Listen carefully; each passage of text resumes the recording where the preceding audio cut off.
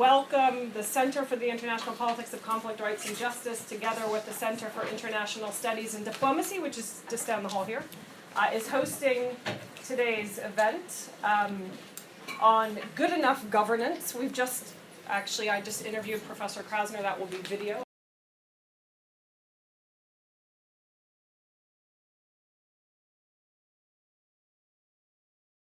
And that will be another conversation that you can tune in and listen to.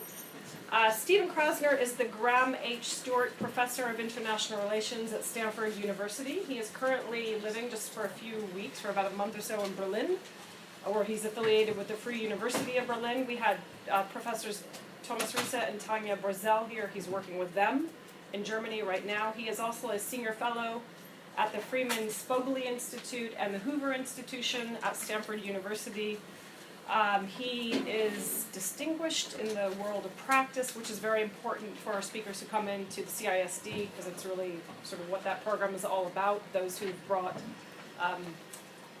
made a very serious contribution to both scholarship and public policy. And Steve Krasner was the head of policy planning at the State Department from 2005 to 2007, so he clearly knows both of these worlds very intimately. He's the author of about 10 books and more than 80 articles. I won't introduce them all to you, but I will say that when I was a PhD student, one of my favorite books was his 1985 book, Structural Conflict, the Third World Against Global Liberalism, a really wonderful book. We all know him, of course, for his book, Sovereignty as Organized Hypocrisy, which was written in 1999, and he's since gone on to write quite a lot about governance, shared sovereignty, and many different things, but all getting a lot of these questions about what does the United States and Europe and the West do about transitional states, failed states, weak states, and these problems of global governance. So he will be speaking with us today. After Professor Krasner, we have Jeremy Shapiro will be our discussant. Jeremy has recently moved to London, or moved back to London, I should say. He came in January. Jeremy is the research director of the European Council on Foreign Relations, which is, it's London-based office. You have multiple offices, but it's London offices down in Westminster. He came across from the Brookings Institution, where he was a fellow on the Project on International Order and Strategy, and he was also a fellow at the Center on the United States and Europe. Jeremy was on the State Department's policy planning staff many years subsequent to Professor Krasner, where he advised the Secretary of State on U.S. policy in North Africa and Levant, and he was a senior advisor to the Assistant Secretary of State for European and Eurasian Affairs, Philip Gordon. He's a prolific writer and blogger, and I would highly recommend to you his current column on Vox, which is weekly, I believe. Every other week, thank God. I put him in the bracket right now in his current role as a translator. He explains the U.S. to Europe and explains Europe to the U.S. on a very regularly, weekly basis. His writings are great. Some of them have great titles like Obama's Syria Policy, a perfect example of how bad foreign policy is made. And another one that I liked more recently, I'm not saying I agreed with it, but I love the title, How America Enables Its Allies' Bad Behavior. So it's definitely worth tuning in and following Jeremy. Thank you for both of you for coming, and it's especially an honor to have you from Berlin and from California. So over to you. Leslie, thank you so much for that very kind introduction. I have to say, if I'd actually known more about Washington when I was there, I would have tried to recruit Jeremy to the policy planning staff when I was there, but I would have definitely been a plus, but I didn't know enough. All right, I'm going to start this talk off with an exam, but you don't have to turn in your papers. All right, here are 6 works of art. List them in chronological order from the oldest to the newest. It'll take 2 minutes, and nobody has to see your answers.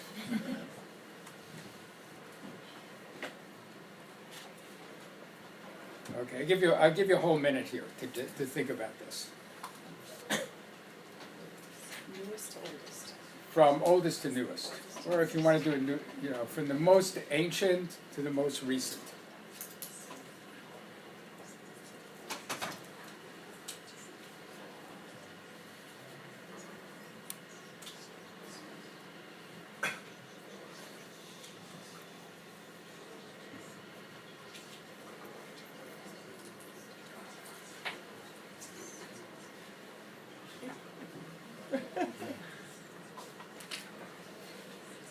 All right, guys, you have 20 seconds.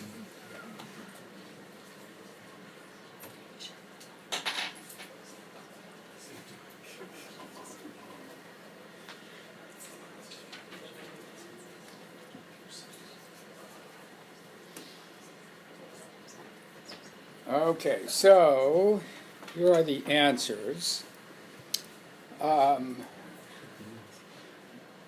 All right, so there is a point to this exercise, which is that if you're taking, well, European/Mediterranean broadly conceived art as a kind of measure, you certainly can't say that things got better over time.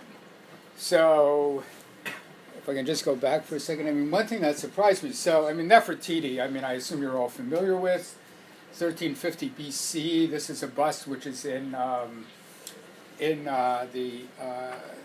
the Egyptian collection in Berlin, but something this really shocked me. So the number one is also a bust, bronze, from also the Egyptian collection in Berlin 1,000 years earlier. So things don't over time get better, and the most recent piece there is this number two, which is a Russian icon. So I think at least a starting point. So what I'm trying to look at, trying to do in this work that I'm engaged in now, is to try and link theories of development on the one hand, which is a relatively well-developed body of literature in academia, and to some extent, I think, inform, at least some of the theories inform policy with what we might realistically hope to accomplish if we're thinking about improving governance in poorly governed places.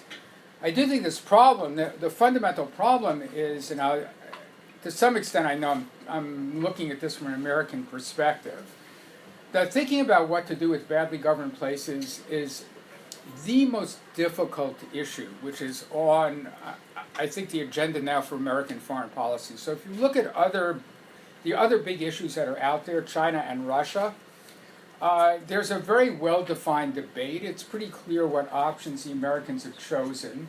There aren't 50 options out there. There are 2 or 3. And the choices have been moderately consistent over time.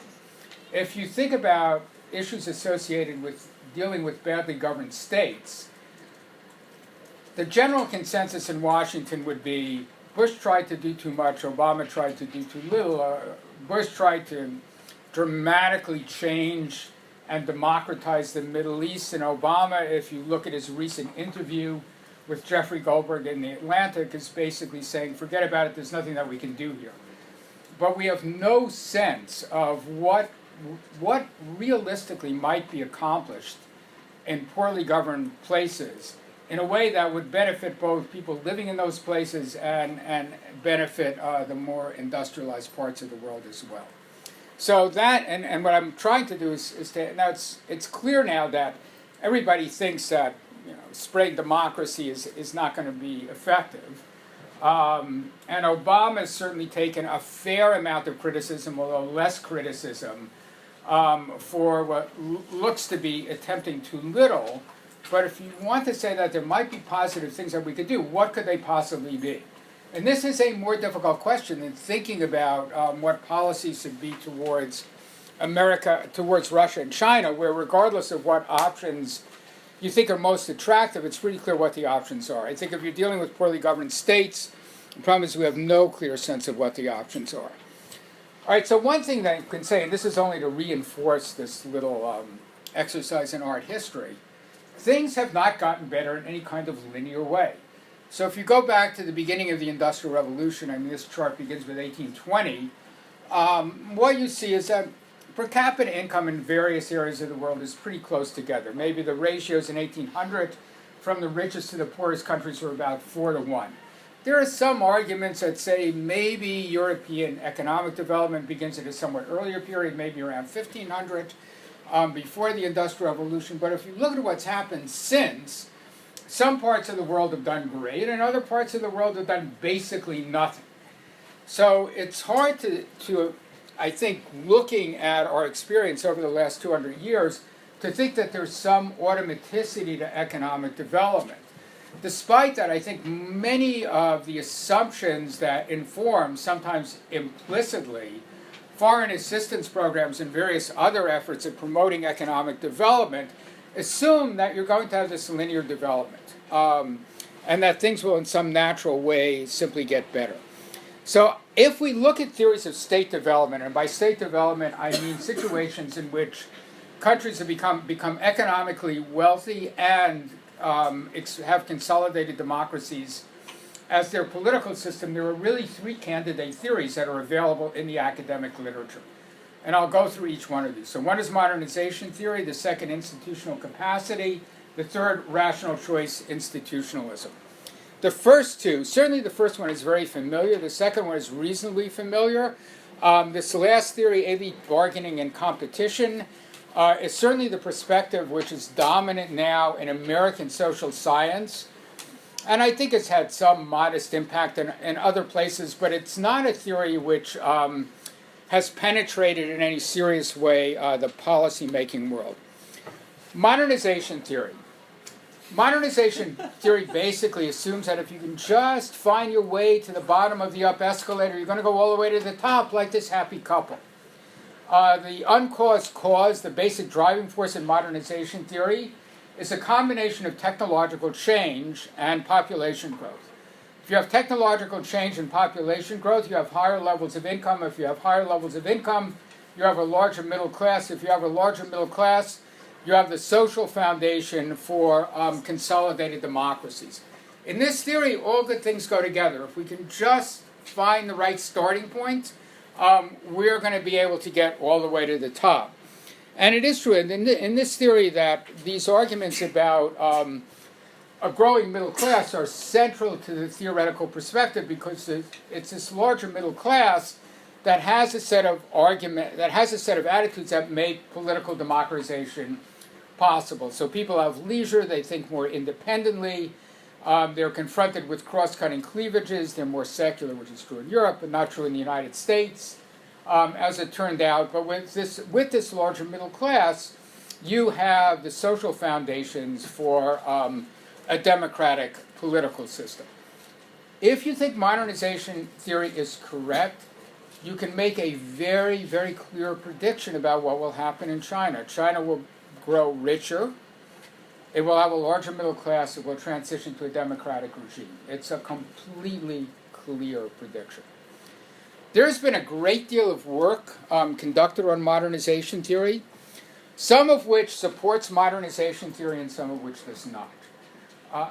I think the most powerful evidence in support of modernization theory, the most powerful single study that I've seen was an article that was written by Carlish Bosch, who's a political scientist at Princeton, which was in the American Political Science Review in 2011. And Bosch looked at the relationship between per capita income and democratization in the period from 1800 to 2000. And what he found was that there was generally a very strong positive relationship, with two exceptions. One exception is once you get to about $10,000 per capita income, getting richer didn't necessarily mean that you were going to be more democratic. And secondly, this relationship broke down during the Cold War, and from 1945 to 1990. And Bosch's explanation, which I think is quite compelling, is that the Soviet Union wasn't interested in democratization, and the Americans gave lip service to democratization, but really what the American political leadership wanted were guys leading countries in the developing world that would vote for the American position in the United Nations, and the U.S. didn't support democratization either. So this natural relationship between levels of economic development and democratization breaks down in the Cold War period, but aside from the Cold War period, it holds up pretty well. It's also the case that if a country succeeds in making the transition from an autocratic to a democratic regime, and it's wealthy, above $7,500 per capita income, I think this is 2,000 US dollars, no country has ever reverted back to an autocracy. So if you're wealthier and you do get to be a democracy, you're likely to stay a democracy. On the other hand, poor countries with per capita incomes below $2,500 per capita if they make the transition to democracy, and there's a lot of bouncing back and forth, the average longevity of a democratic regime is only 8 years. So that's evidence that really does support modernization theory. But the evidence is not perfect in support of this approach. So, and here there are at least two pieces of empirical evidence which suggest that maybe modernization theory is not as predictive as we might otherwise think. So one is that there is no correlation between the transition from autocracy to democracy and levels of per capita income. And the second is that the longevity of autocratic regimes doesn't seem to be related to levels of per capita income. So if you take these negative pieces of evidence seriously, it suggests that we don't really know what's going to happen in China. Maybe there'll be a transition to democracy, maybe there won't. But there's no guarantee that even if China becomes richer, that it's necessarily going to become more democratic. So modernization theory is the first big theory explaining development that's out there. And it's one that's certainly very familiar to academics. There's been an enormous amount of work conducted to examine modernization theory. And certainly implicitly, and sometimes explicitly, it's a theory that has really informed the work of national development agencies and international agencies like the World Bank and the IMF. Second theory, institutional capacity. So basically, the kind of ore source for this theory is Hobbes. You know, you need to have a strong state to have any kind of development. Hobbes publishes the Leviathan in 1648, right after you've had these English civil wars. The king's executed, and Hobbes is looking at this situation. He's basically saying, you know, without political order, you're just going to have chaos. And by the way, all you citizens, all you people that are living in England, you are actually engaged in a tacit bargain with the state, and you have to obey what the sovereign says, except in this one exceptional circumstance, which is if you're actually fighting and you're about to be killed, maybe you're going to run away because psychologically it's very hard to resist that. But the very famous front piece of the Leviathan, in which the Leviathan's body is made up of all of these individuals, is this argument that says, once you enter into this social contract with the sovereign, which you've all done, you have to obey the sovereign. And this is Hobbes' effort to convince people not to engage in rebellious activity because rebellious activity is chaotic. Right? The most well-known modern exponent of this theory is Samuel Huntington. Huntington published a book in 1968 called Political Order in Changing Societies. And he had published an article in World Politics in 1965, which was a complete rebuttal of modernization theory. And I have to say, this is a little bit solipsistic. I was a PhD student at Harvard at the time, and basically this was Cambridge, Mass., MIT, and Harvard were the centers of modernization theory. Daniel Lerner was at MIT, Seymour Martin Lipset was at Harvard, and it was completely taken for granted that modernization theory was right. And when Huntington published, first his article and then his book, it was one of these moments intellectually which was totally eye-opening. And basically what Huntington said was, social mobilization without political institutionalization leads to political decay. And this is also a little bit solipsistic, but I was a Peace Corps volunteer in northeastern Nigeria in the mid-early 1960s, in an area that's now in the southern fringes of where Boko Haram is operating. Yola, the town where I was stationed, has hundreds of thousands of refugees. And I will tell you with complete certainty that if you had told me or any of my Nigerian colleagues in 1965 that Maiduguri and Adamawa province were going to be suffering from some jihadist movement which has killed tens of thousands of people, in 2016 we would have said you were crazy. Because the assumption was you had colonization was a bad thing, Nigeria had just become an independent country in 1960, and you were going to have economic development. Modernization theory was an absolutely taken for granted standard.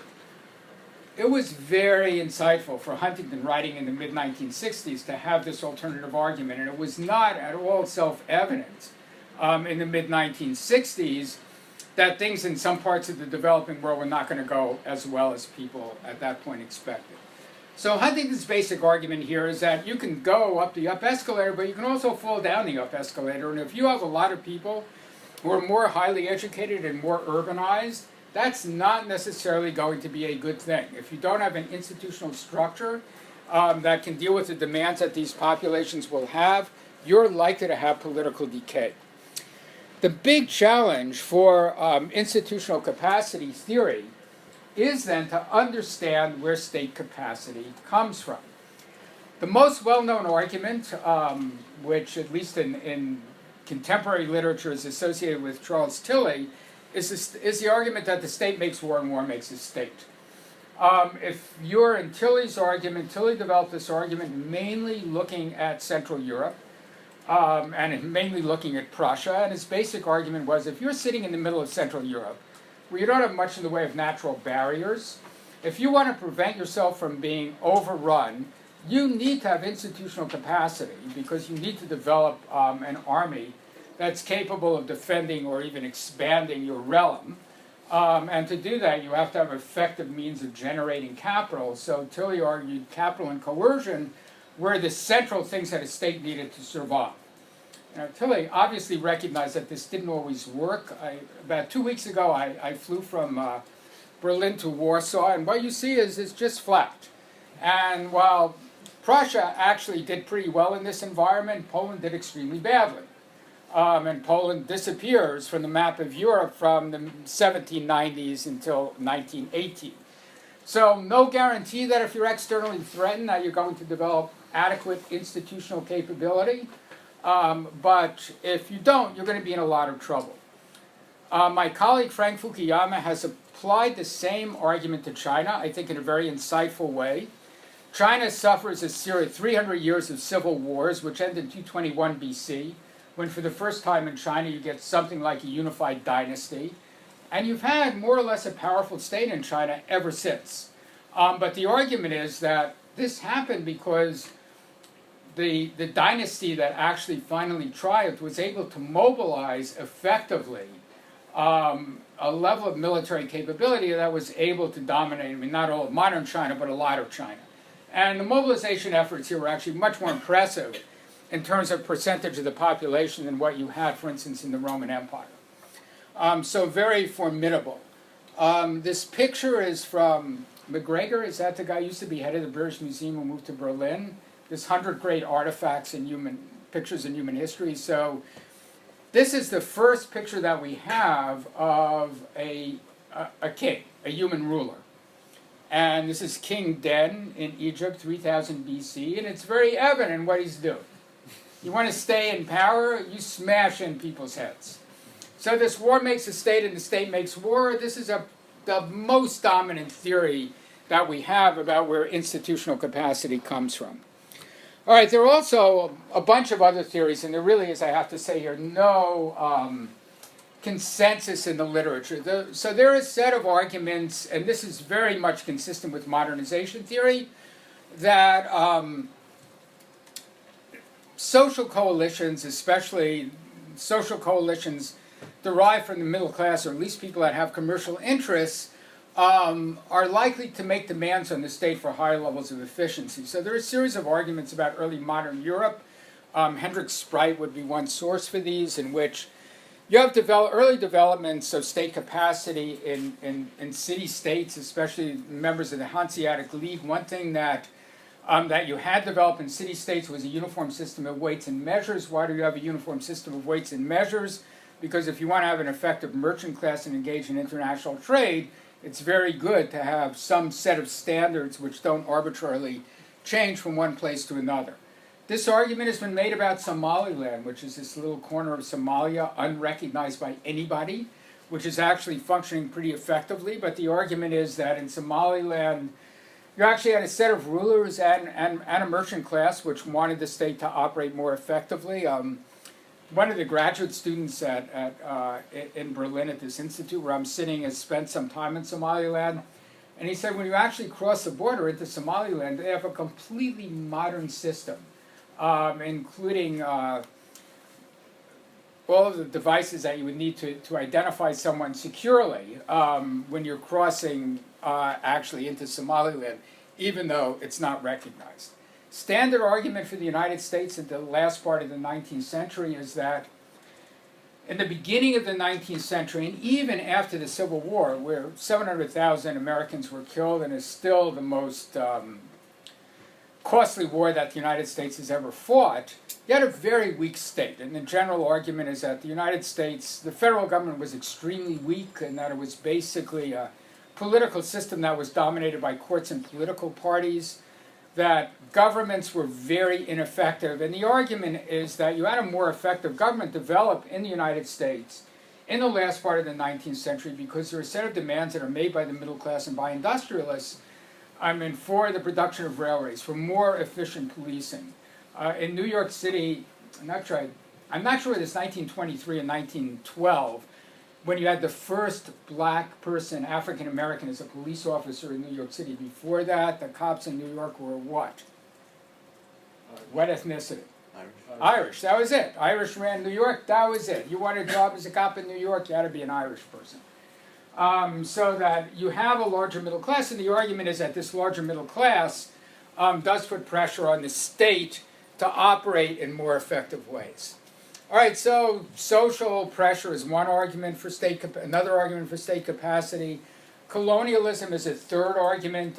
There have been a number of analysts have argued that if you want to understand developments in Korea, and South Korea is the only large independent country which has dramatically changed its relative economic position in the post-World War II period.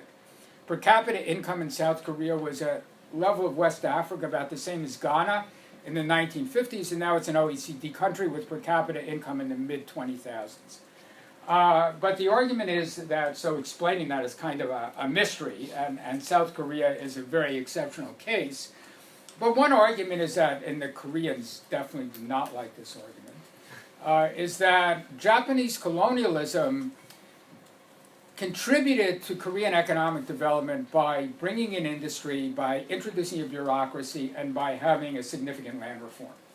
And there have been similar arguments about why it was better to be a British colony than a French colony, because if you had a civil law system, you have a British system, you have a system in which there's greater protection for property rights. So there's a series of arguments about why colonialism was a good thing. There are arguments about religion. I think one of the cleverest here, just let me say, is also an argument in Fukuyama's, I think is the first volume of his 2-volume work. And Fukuyama argues that one of the reasons you had effective government and not just arbitrary government in Europe is because Europe was the only area of the world where you had a separate religious hierarchy.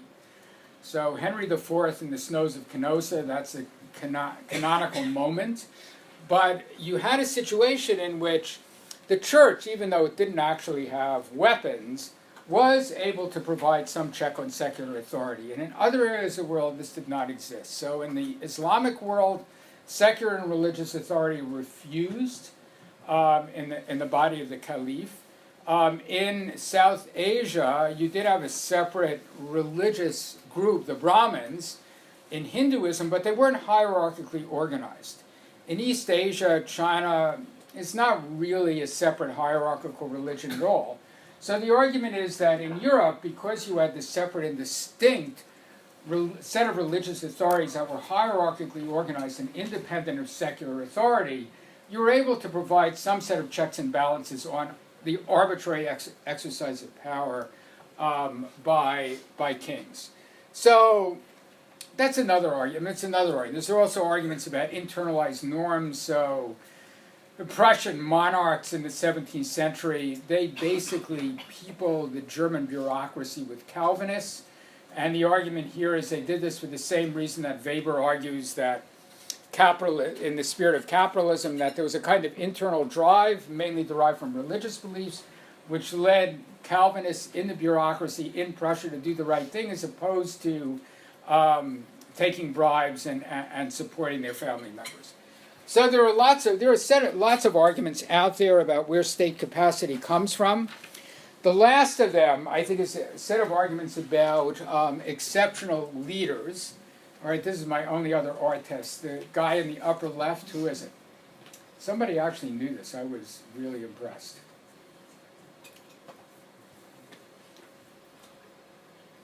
All right, if you know it, you should say it, because this is so obscure that no one will think you're showing off. All right, so this is a statue of Genghis Khan in Ulaanbaatar. And the contemporary Mongolian story about Genghis Khan is that he was a lawgiver. I mean, mostly we think about Genghis Khan as kind of, overrunning all of Eurasia, but they have a much more positive story. But I was struck, I mean, this was a statue that was cast and put in place after Mongolia became independent, but I don't think the resemblance to the Lincoln Memorial is completely an accident. So this is this sense that you can have great leaders. These two guys on the bottom, so Paul Kagame is the person on your right, the president of Rwanda, and Rwanda's done very well. And at least I have not seen any explanations for why Rwanda's done well compared to other countries in Central and East Africa except for leadership. The person on the left, I mean, I think in some ways is more interesting, and maybe the story is more confusing. So this is an individual named Amadou Rabadou. He was the chief anti-corruption commissioner for Nigeria under the Obasanjo government. Obasanjo, in the end, dismissed him before he left the presidency. And Rabadou spent some time in the U.S. He's now back in Nigeria.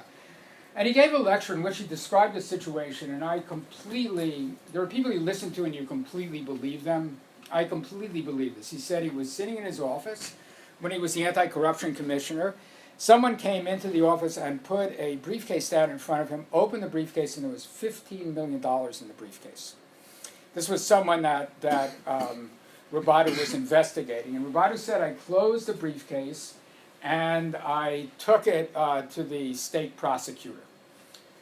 Well, this Rabadou is someone who actually he's a lawyer by training, but he was educated entirely in Nigeria. I think he got his law degree at the University of Ibadan.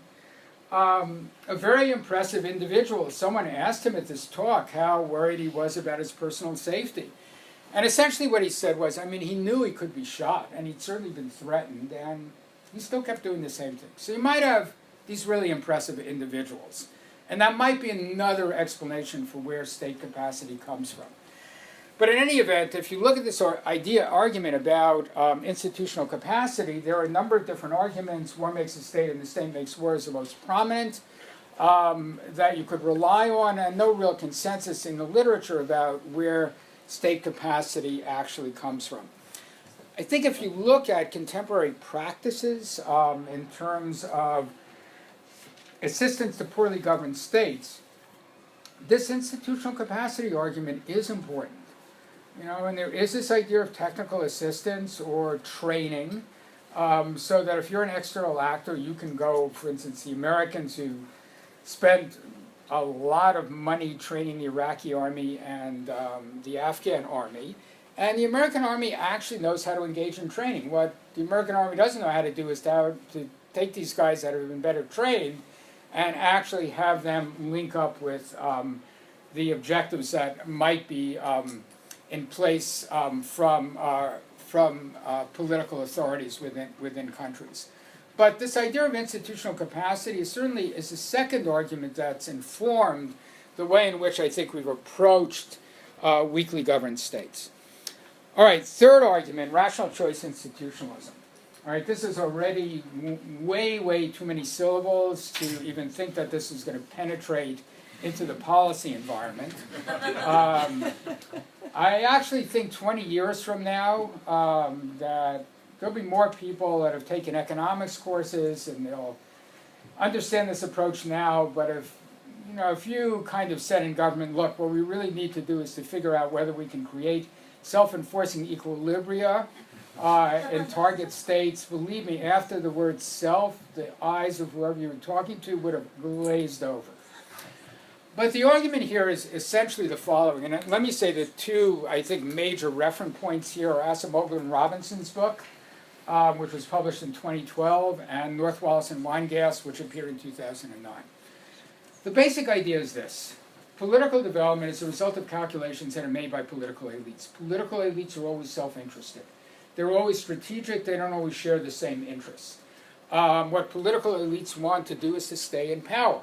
And in most political environments, staying in power means you better have control over enough of the people who control the instruments of violence to keep you in power. Otherwise, you're going to be exiled or killed, and losing office means losing everything. So this is not like losing an election in the UK. This is like you lose and you end up in exile, or maybe you end up dead.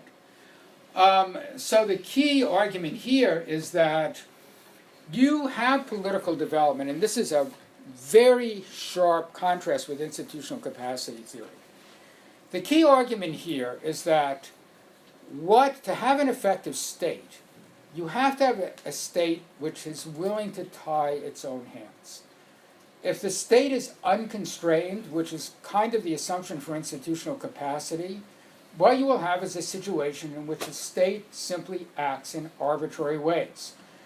If you look at Huntington's 1968 book, his example of institutional capacity was the Communist Party of the Soviet Union. And what one would have to say is that actually didn't work out so great. And the problem, the eternal problem, if you're thinking about a state which is unconstrained, and this is a Fukuyama phrase, although I know he's borrowing it from China, it's the bad emperor problem. I mean, Mao killed tens of millions of Chinese in the Great Leap Forward and in the Cultural Revolution. And it's very nice if you have Deng Xiaoping as the emperor, or who knows exactly what Xi Jinping is doing at this point. But if the state is unconstrained, you have the arbitrary exercise of power, and you don't get good outcomes.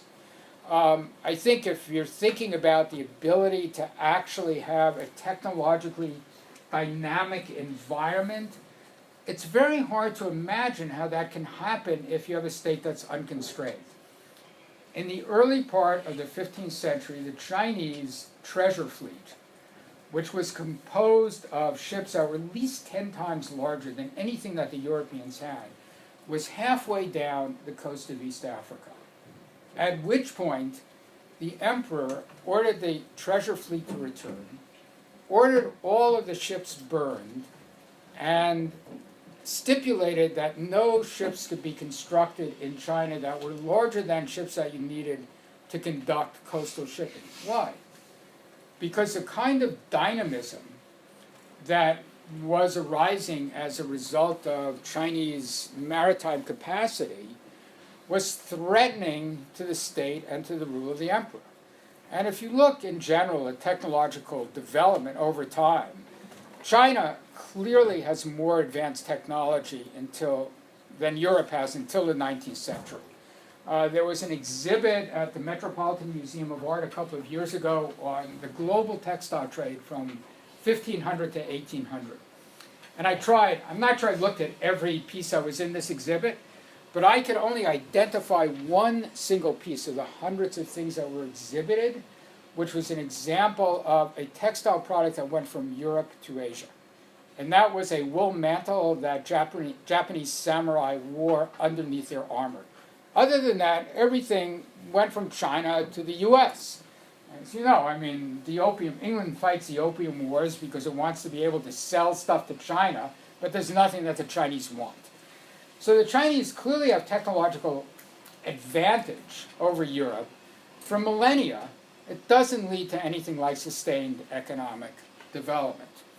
To have sustained economic development, the argument from rational choice institutionalism is that you have to have a state that's constrained.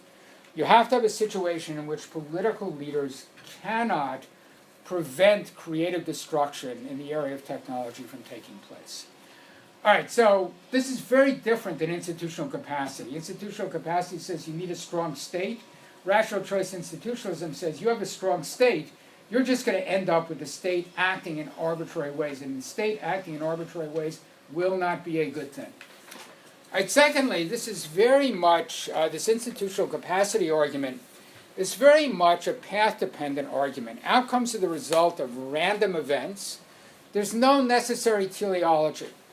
And if you look at, I mean, the sort of prime example here of, I mean, the first country that really becomes modern, that becomes an open access political order in which rule of law applies generally, in which anyone can form an organization, is Great Britain. And if you ask why did this happen in Great Britain, then this is taken from Asimov and Robinson. No necessary outcomes, no set of structural conditions. I mean, there are a lot of arguments about Europe, that Europe kind of developed the Industrial Revolution because it was politically fragmented, so that when the French king decides to kick the Protestants out of France in the 16th century, and the Protestants were the ones who controlled watchmaking in Paris, they actually had some place to go, which was Geneva. I mean, you should have wondered why watchmaking developed in Switzerland, you know, and this was, don't forget, a period before ski lifts, you know, so it was just mountain, snow, cold, and cows. So why you had the high technology industry in Geneva is that you had this geographic, and as a result of geographic, political fragmentation in Europe so that people could kind of run away. There's nothing structural in the Asimov and Robinson argument. If the weather had been good when the Spanish Armada showed up off the coast of England, and the Spanish had won, we'd all be out there now digging up potatoes, not sitting here listening to some lecture in this very nice seminar room. Completely haphazard and fortuitous. Incapable of predicting things going forward, although you might be able to explain things in retrospect.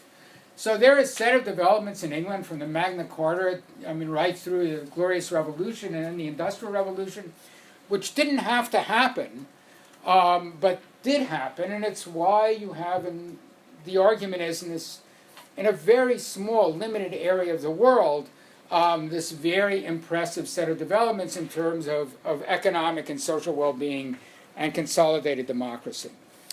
All right, so those are the three theories that are out there. Each of these theories has significant flaws, so none of them are perfect. So if we're thinking about modernization theory can't explain why economic development took place in the first place. Technological change did not just begin in Europe at the beginning of the Industrial Revolution. You know, if you're living here, if you've ever looked at Hadrian's Wall, all right, very nicely cut, shaped bricks. If you look at whatever these stones that were thrown one on top of the other to delimit property rights in England, I mean, near Hadrian's Wall, you can't say that things got better from the Romans to what happened afterwards. They clearly didn't. So that technological change, and especially in China, where it's most vivid, is an enduring characteristic of human society. If you think back to those pictures at the beginning, the picture of the seated figure, which is a boxer, it's a Hellenistic bronze from, I think, 330 BC.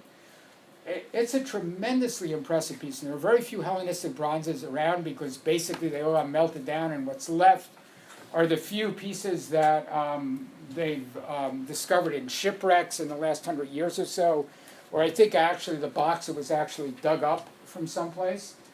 But it's actually now, I think, maybe on quasi-permanent exhibit at the Metropolitan Museum in New York. It's really tremendously impressive. Well, it took a lot of technological capability to do that. Things did not get better in Europe over the course of the next 1,500 years.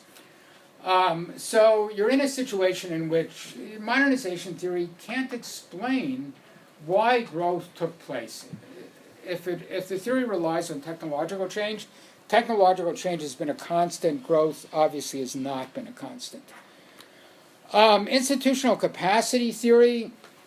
Here I think the big criticism is a criticism that's leveled by Rattray's institutionalism, which is that if you have a powerful state, why won't the powerful state act in an arbitrary way? And certainly your experience in China over millennia and experience in Europe in the 20th century is that when you had arbitrary state power in the Soviet Union or Nazi Germany, that was definitely not a good thing.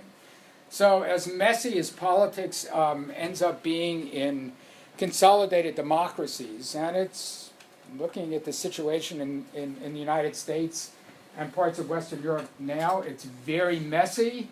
It's not going to be as devastatingly bad as a situation in which you develop real institutional capacity in which political leaders can act arbitrarily. And finally, rational choice institutionalism. I mean, there are two big problems here. One is there's no structural predictions here. If this is a path-dependent process, there's a lot of fortuitous development. We're not going to be able to predict things going forward. Rat choice institutionalism would say that China is not going to be a rich and autocratic regime. That would be the prediction. Because to have technological dynamism, you can't have an autocratic political order, because an autocratic political order will repress technological dynamism. But that doesn't tell you whether China is going to be rich and transition to a democracy, whether it's going to stall out, whether it will suffer internal strife. There's no systematic prediction, as opposed to modernization theory, which has a very clear prediction for where China will be in the next 20 or 30 years. All right, I don't think that's such a big problem, but for me, and what I'm thinking about now, is a bigger problem is that these theories of these rat choice institutional theories basically see a bifurcated world.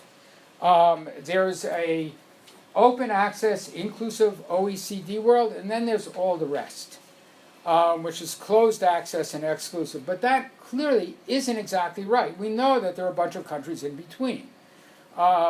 Think of much of Latin America, parts of Africa, parts of Asia.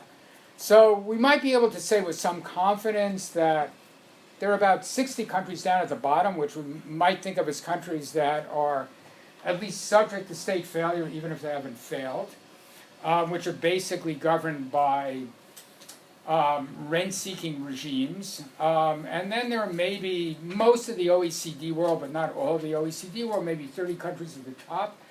But it's unclear how big the middle is. Is the middle relatively small, or should we think of the middle as being 20 or 30 countries, or should we think of the middle as being 140 countries?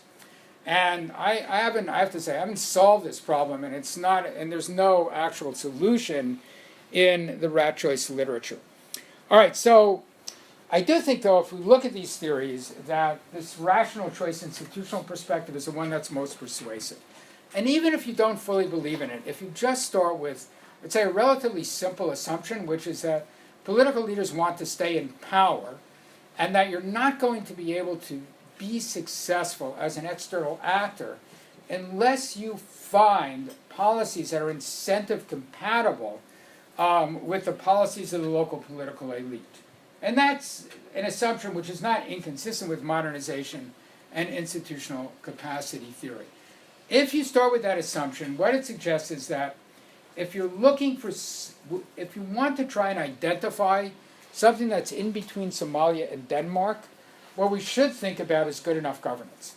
And here are what I think the components of good enough governance are. So this is not thinking you're going to put countries on the path to Denmark, but it is to say you can have something better than chaos. So you can have security, and if we look at external state-building efforts, supporting the security forces is something that external actors know how to do. Now the trick here, and it is a trick, is to have good enough inclusion. So if you look at Egypt over the last 5 years, so Mubarak is overthrown, Morsi is elected, Morsi threatens the military controls 10 to 60%. Maybe you at SOAS actually know what this figure is. I've gotten everything in a range from 10 to 60% of the Egyptian economy. They see their position economically and in status and their political position threatened by the Brotherhood. They overthrow Morsi. All right, the United States, you can see, then goes through this sort of twisting in the wind exercise in which at one point the American government, there's an American law which says that you can't give foreign military assistance if there's been a military coup. And at one point the administration was saying it's not a military coup unless we say it's a military coup. And ultimately we ended up giving foreign assistance to Sisi. So this is an argument that says that supporting Sisi is probably the right thing to do, although it is true that it's not the right thing to do unless the Sisi government is inclusive enough so that the regime is not overthrown. So it's not that this policy stipulation isn't kind of fraught. There may also be situations in which you're not going to be able to find anyone that you could bet on locally.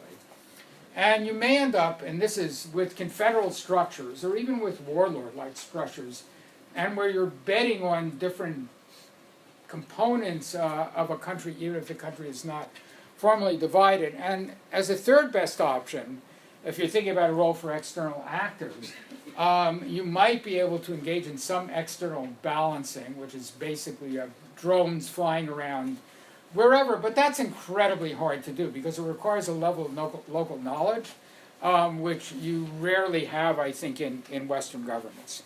All right, but security is one thing you might be able to do, although it's true that even in a security environment, you want good enough inclusion. You don't just want arbitrary power. Secondly, you should aim, I think, for tolerance rather than inclusivity. Inclusivity is now one of the catchphrases in the development community. We want inclusive political orders. I think in very many environments, this is a bridge too far. And we would be better off thinking, if we're looking for historical analogies, think about developments in Europe after the Peace of Westphalia in 1648. The Peace of Westphalia is generally taken to be the beginning of the modern state system. This is just total crap. So, for two reasons. One is the peace says that the principalities of the Holy Roman Empire could sign treaties with other countries, but that had been true from the 13th century. And the second argument is that this idea of cuius regio, eos religio, if you'll excuse my poorly pronounced Latin, that the prince could set the religion of his country.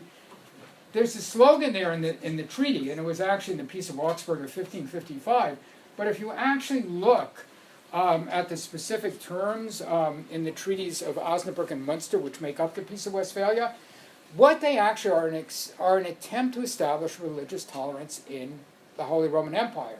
So issues of religion had to be decided by Protestants and Catholics voting separately in the courts and the Diet of the Holy Roman Empire. Religious practices were frozen in place in 1624.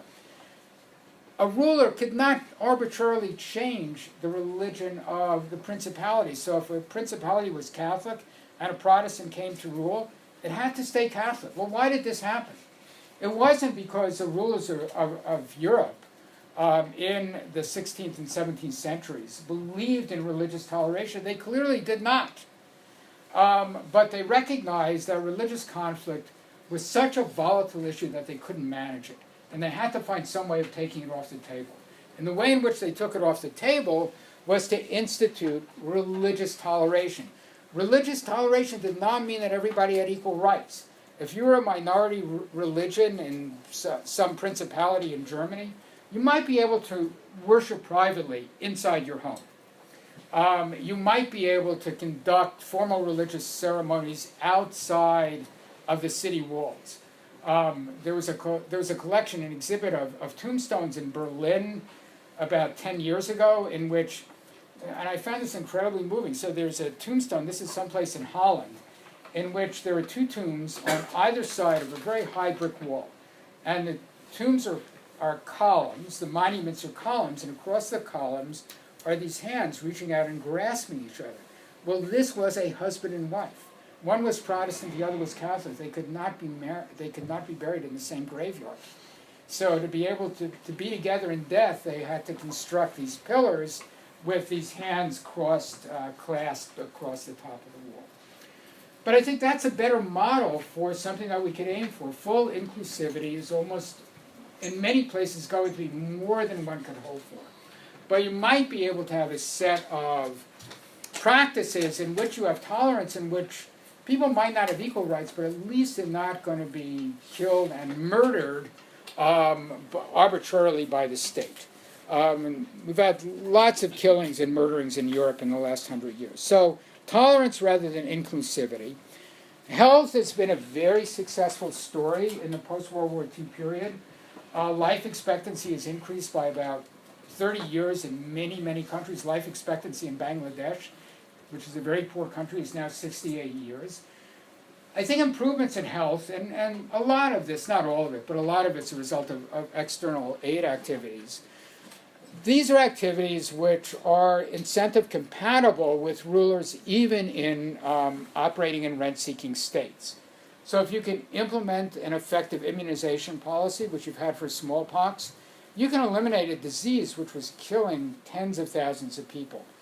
It's not always completely easy to do this. Polio immunization programs were resisted in northern Nigeria in 2004 and 2005 and are still resisted in Pakistan today, but it's possible to do it. So health is an area where you can do something that's constructive. And finally, you can get some economic growth, but recognize that if you're going to implement policies that encourage economic growth, they have to be compatible with the incentives of political rulers.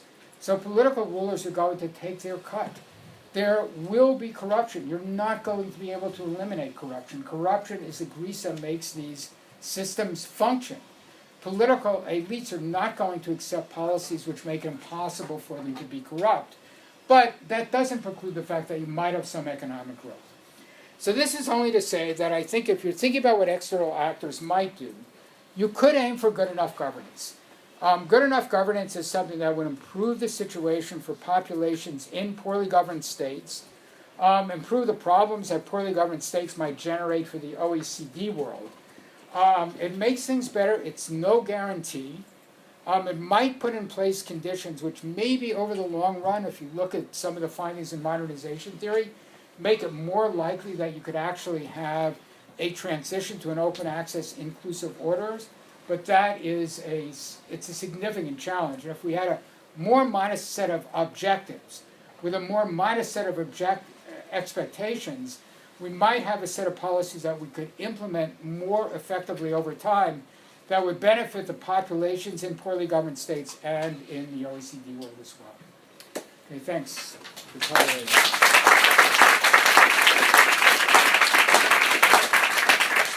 Thank you. Jeremy, the floor is yours. Thank you.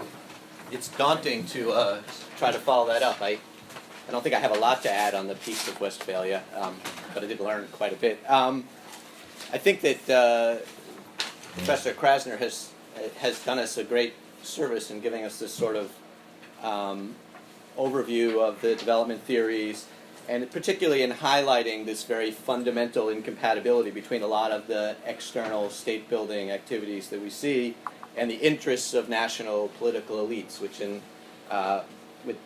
my experience has really been the sort of central flaw in a lot of the external stabilization efforts that have taken place, at least from the U.S. perspective. And I think it's actually a central insight that's often missed. I didn't see it very often in government. The IMF actually had a joke about it, which I don't get an opportunity to deploy a lot, so I think I'll use it here. So an African diplomat meets a South Korean diplomat at an international conference. They strike up a friendship. They decide to visit each other. First, the African diplomat visits the South Korean diplomat. He comes to his house. It's this beautiful, sumptuous place. He says, "How can you live like this on a government salary?" And the South Korean says, "Come to the window. See that road out there?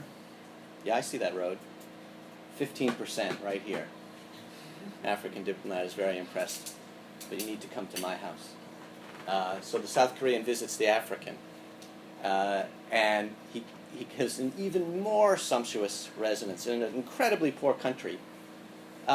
And the South Korean diplomat is completely floored. "How can you live like this in a country which has no wealth at all?" And he says, "Come to the window. Do you see that road out there?" "No, I don't see any road." "That's right, 100%. That's good enough governance, I think. And I think it really does illustrate why it's a useful concept. And so in the sort of tradition that I learned from Professor Krasner, such that I don't have a lot to sort of criticize directly about his paper, I thought maybe I would introduce an additional problem that I'm not sure he would disagree with, but he certainly doesn't cover, and I think it's a sort of critical problem that runs through a lot of what we see. And that's the capacity of the external actor that might do this stabilization, that might do this development project. It's interesting that all of the theories that we went through were theories about how individual states develop internally, in some sense. The theories of some sort of natural societal or unnatural societal progression. But actually the problematic that we're trying to get at is how does an external actor enable those things? And it stands to reason, given especially the tenuousness of the theories that were presented, that the external actor, its capacities, its foibles, its political problems, will impact quite directly on how those development theories might actually operate. There is a famous quote from T. Lawrence where he says, it is important that the Arabs, I'm paraphrasing, that the Arabs that the Arabs win this war themselves. And they may do things that to you seem stupid and counterproductive, but it's actually more important that they do it than that you do it. This inscription actually was inscribed when I was there in front of the NATO command headquarters in Kandahar in Afghanistan, literally in stone. But inside the building, they didn't understand it at all. I literally had a conversation one time where he said, where the officer in charge said, it's incredibly important that the Afghans do this themselves. So how do we get them to do that?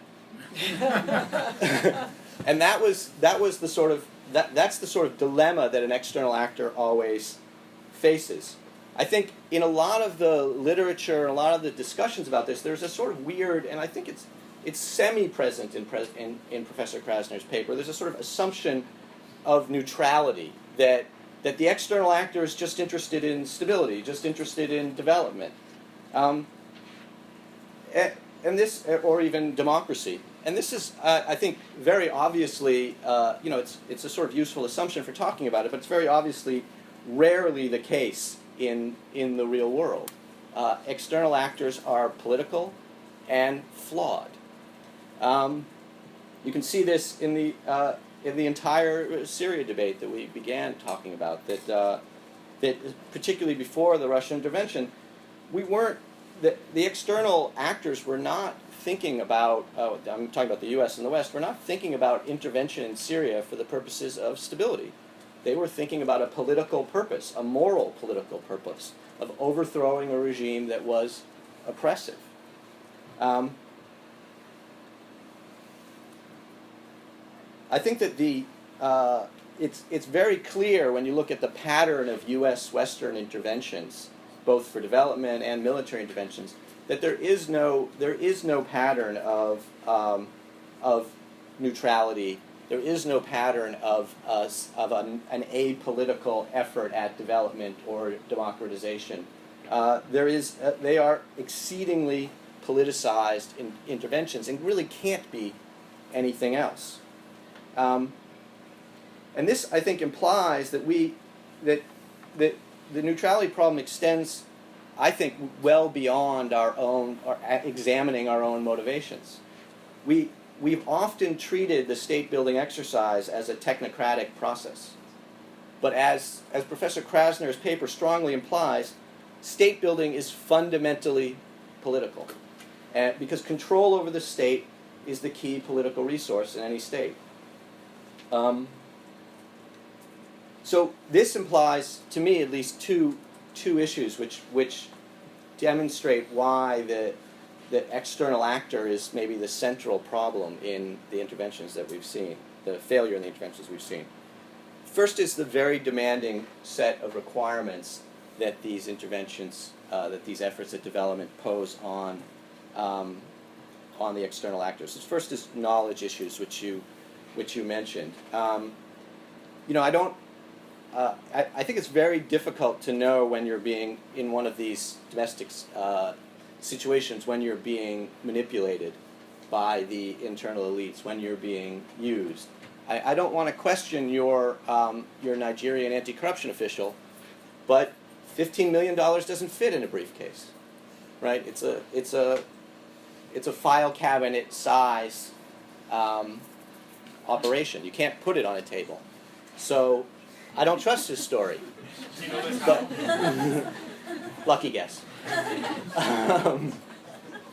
So I think that type of knowledge problem has been one which has plagued our interventions. The organizations like the UN have developed a lot of technical expertise, technocratic expertise, to help create specific government functions, central banks and finance ministries, but they really don't have any capacity to play the power politics or provide the security which are at the heart of state building.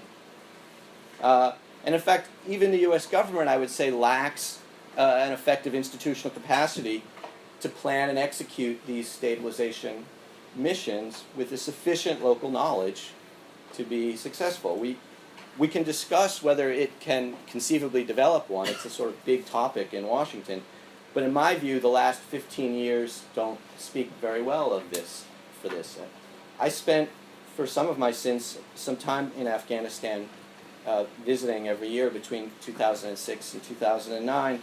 And they had there a model of external stabilization based on counterinsurgency, which was quite sort of enlightened by a lot of these development theories, but it imposed on young captains in the U.S. military who were sort of at the leading edge of this a knowledge requirement of the villages, of the local politics, of the local power dynamics that, to be quite honest with you, I don't have of my hometown. And yet these guys didn't speak the language, couldn't leave their compound without heavy security, and really were only there for 12 to 15 months. I don't know about you, but that takes me longer than that to find the bathroom. Just trying first year in London. So I remember very clearly standing on a road that in a U.S. Special Forces base, which is supposed to be the forces which are most aware of local conditions, most culturally attuned. And this was a road that led from Wardak province up to Kabul, a sort of critical economic pipeline in Afghanistan. And I asked the base commander, who controls that road? He didn't know. What is the cost to ship a ton up that road? He didn't know. Who makes that money? He didn't know. He sort of knew, not directly knew, that he was actually paying his own enemy to ship his supplies up and down that road, funding both sides of the war. But he didn't really have the local knowledge to avoid it. I think the second issue that relates to this is the question of who are we? Who is the external actor? If we are not neutral, we have interests in these societies, we have our own values, which are maybe not the same.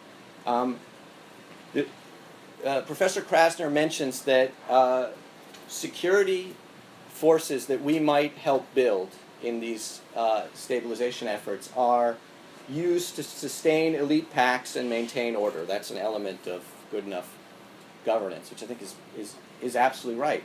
But is the question for us when we are contributing to sustaining these things is, are we actually willing to put up with that? Are we willing to accept the moral compromises that involves? In Afghanistan, one of the things that weighed very heavily on the mission was the demand from Washington, I guess, from NATO capitals at least, about women's education, women's inclusivity in Afghan politics. This was not something that resonated deeply within Afghanistan. As a matter of fact, it was a great way to create more enemies in Afghanistan, of which the NATO forces already had plenty. But it was a critical element of our values. The idea that we were going to create a government, create a set of security forces which were going to maintain that level of gender oppression was not something that we could sell in our domestic politics. I went on a debate one time with a former State Department official who had made his name is Swanee Hunt, who had made a career out of supporting these types of women's issues in U.S. interventions. And I said, well, if we want to make Afghanistan stable, we can't really promote this outcome that we might like. And she said, well, how can we do anything else? And she won the debate. If we'd been having in Afghanistan, it might have had a chance. So the question, I think, is, can we as a society really implement the type of moral compromises that are necessary for good enough governance? And is it really a viable strategy for the type of complicated polities that would try to implement it? I think along these lines, a sort of about who we are and the way that we interact with these things, it brings together the sort of neutrality point and the values point, is that one of the things that I've noticed in my study of these efforts at external stabilization, I call it stabilization, maybe you call it development, I think it's the same thing, is that the local struggles that the struggles that we've been intervening in have not fundamentally been about indigenous actors fighting either the U.S. or any other external force or international presence. It seems that way sometimes. That's certainly the way that we report it on the news. But they've actually been struggles between the type of development struggles that the development literature predicts. It's between the central government, between the Leviathan, and between local control. The Western tendency, because of who we are, because of the way that we operate, because of the way that we are organized, is to side with the central government. Time after time we did this, without even really realizing that we were doing it. The first thing that we did when we showed up in Baghdad, or Kabul, or even Tripoli, to the extent that we showed up, was to try to create a central government. And that seemed to be, to us, the most natural thing in the world. But in doing so, we immediately took sides in a civil war that we didn't even know was going on. And a lot of times we didn't even notice. This external security provision immediately became instrumentalized in this central struggle between central government and local authorities. It's happening right now in Libya is a good example where every faction is trying to establish in external eyes that they are part of, that they are the central government, so that they can grasp all the assistance from outside and use it in their internal struggle. That's why they're all fighting ISIS, because every one of them is trying, in the words of one of my colleagues, to become the Kurds of Libya, to be the faction which can make a claim to be a central government, make a claim to support Western interests, and therefore suck in all of the external assistance in a way that we will describe as neutral and good, but from the local perspective will be deeply political and will be taking sides. Local actors simply don't see external actors as apolitical. They don't see us as we see ourselves as interested in some sort of apolitical good of stability or development or even democracy. They see us as self-interested. I would argue that they are more correct than we are, but this self-image of our own intervention is sort of important to the way that we promote these things. So that adds, and I'm sorry for that, it adds even more problems, I think, to the really substantial number of problems that Professor Krasner already defined. I would suggest modestly that there is some ways forward. I think, obviously, because I think Professor Krasner said this at the very beginning, and I think he's right, this is our central problem, is creating, is trying to deal with failed and failing states. And we need a method for doing it which is somewhat better than what we've had. And it's very difficult in this picture in the picture that we've both drawn, to see one. I think in the first instance, and rather obviously, we need to be very careful about breaking state structures, which is a lesson that we've learned, I think, in the last few years, and is a lesson which I think informed President Obama when it came to Syria much more than questions of U.S. capacity and questions even of U.S. domestic political willingness to intervene. It was is it worth breaking state structures given that we have no way of recreating them? But of course, a lot of these state structures are not broken by the West. I think there are two ways, just schematically, to think about moving forward. The first is in addition to good enough governance, which I think is a very useful concept, to think about an end to the fiction of neutrality, to create a strong sense of our own interests within these stabilization methods, our much more selfish interests, which we could express in ways that would both motivate our domestic politics to what we are really doing.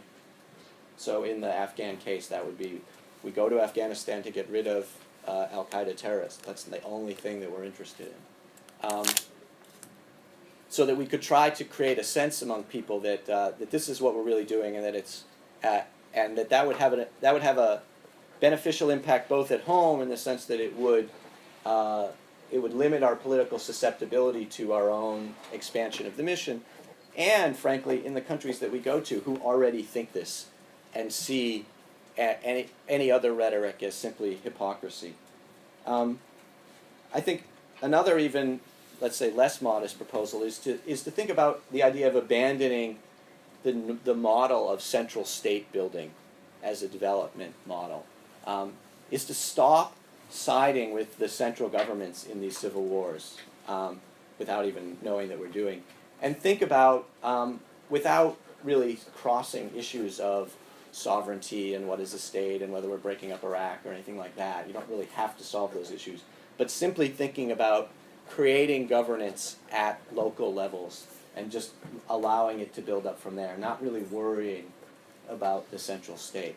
That would be a significant sort of organizational and mind shift challenge to Western governance, to the UN, to the type of organizations that do intervene. But I think it's actually the only way we can think about getting on the right side of some of these domestic struggles.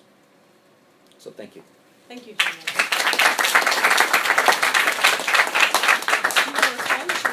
No, I those were great comments, and I don't disagree. Well, I'm sure you'll come back to it in the course of the Q&A. If you have questions, put your hands up high and say who you are and where you're affiliated, or anything that's relevant. It's short. Lawrence from the politics department.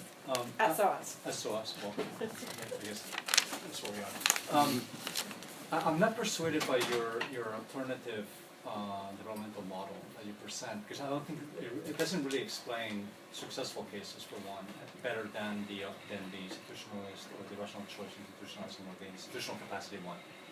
But most importantly, it doesn't really explain the middle cases, which is what you're trying to assert. And even if you take one slide, for instance, the rent-seeking must be tolerated as an example, I would argue that countries that have that are good enough governed would have been Tunisia with Ben Ali, or Libya with Gaddafi, or Syria with, and so on. So you have a lot of cases of good enough governance available that then falter because people resent or reject that, and so the popular uprising. And so, in your theory, doesn't really, or alternative framework doesn't explain that. So I would be curious as to how you think that your good enough governance is better at explaining those problems. Go ahead. Yeah, so no, I think this is completely right, and so there is this middle category. So analytically, I would think of the middle category as situations where political elites have mixed motives. I mean, there may be people that are interested in more open access or more closed access. So in that middle category, you have many more opportunities. Now, you might have been able to say in Libya, hey guys, there's really not that much. In Tunisia, there might be more. But I know the problem I have is exactly the set of problems that Jeremy alluded to, which is if you're thinking, okay, we're in this middle, Colombia might be another example, since Plan Colombia looks like one of the few things where the U.S. was successful. You have to know a lot about the local environment because you have to figure out who to bet on. And I don't know how, at this point, to overcome the challenges that Jeremy has alluded to. That is, it's really hard for outside actors to get a high enough level of understanding, and domestic actors are also going to be manipulating you. I mean, nobody is acting in some purely objective ways here. So I think what you're saying is correct, and in some ways this good enough governance argument is an argument that I would use only for this bottom set, however big the bottom set is, 60 or 60 plus something, or maybe 60 plus nothing. But in the middle category, there are more opportunities. But I see the challenges here as being really, really hard because it requires a level of local knowledge which it's pretty hard for external actors to have. So I don't disagree with what you're saying. But I think even if a lot of the places that at least the U.S. has been dealing with, have been places that were in the bottom category, not in that middle. And we really screwed that up, I think. James. Is it Jim or James? James. Yeah, James Morrison, LSE. So I wonder if there's an alternative explanation, a kind of version of the institutional capacity argument. So a sort of Alfred Thayer Mahan influence of sea power upon history type story, or better, control over trade. So if you think about the great powers you mentioned, all of them are preeminent on the seas, essentially. So the Romans, the Vikings, the Chinese for a time, the Dutch, the British, the Americans, now the Chinese are coming back in a serious way.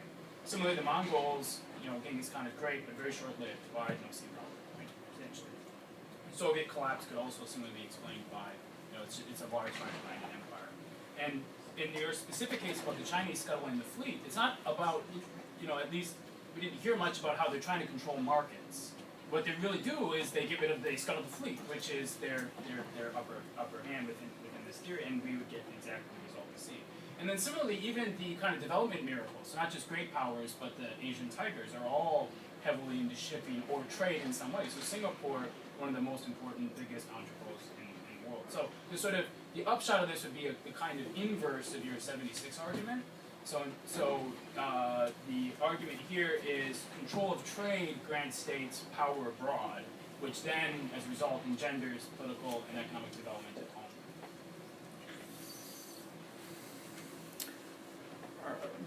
Okay, so I mean, in terms of thinking about this as an alternative general theory, the problem would still be the same. I mean, I think the same problem that exists for modernization theory. The geography didn't change over time. I mean, the ocean, at least in the last 10,000 years, when you had settled, human populations, the geography was the same. And yet, even some of these past empires, like one of my colleagues, Josh Ober, has just written a book about the Greek city-states, and he argues that, I've read a review and I've heard him, but I haven't read the book, but I mean, the argument is, there are these historical examples of places that actually did really well for a relatively short period of time.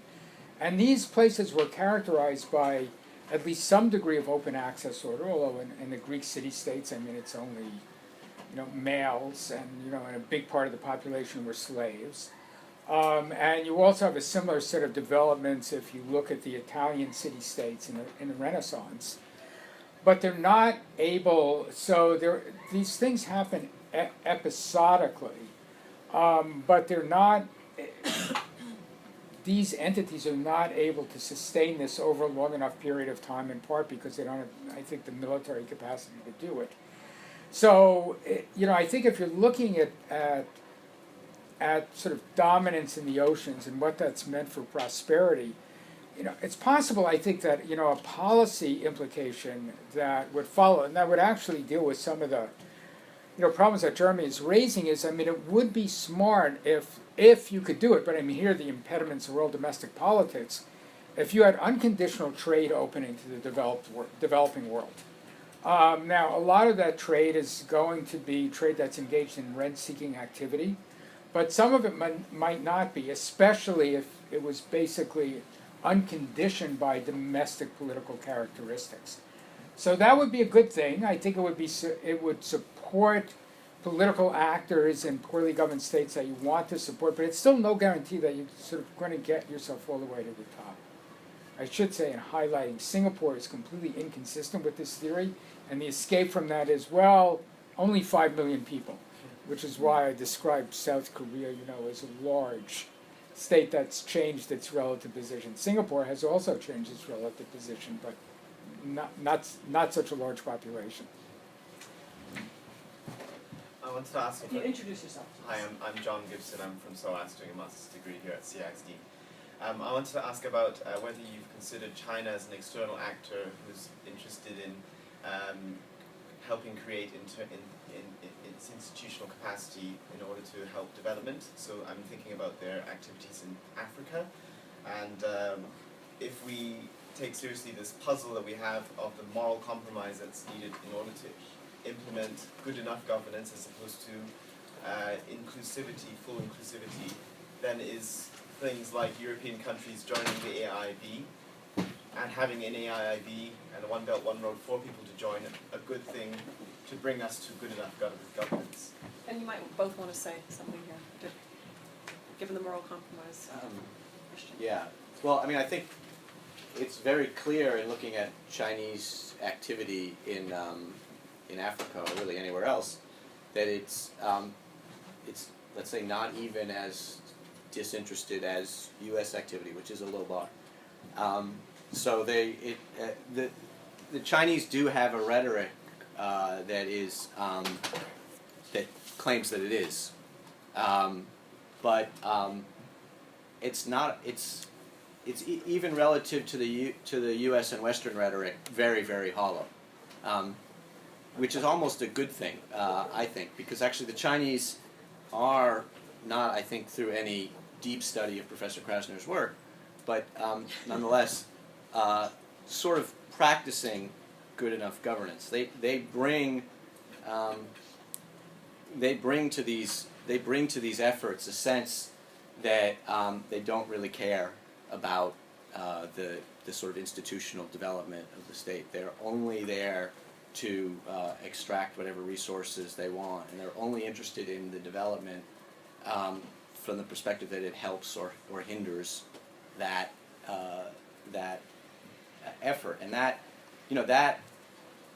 creates a sort of that's let's say deeply obnoxious to the development officials in the West, which see them making the sort of same mistakes that the West made in the colonial era, where they sort of empowered rapacious elites.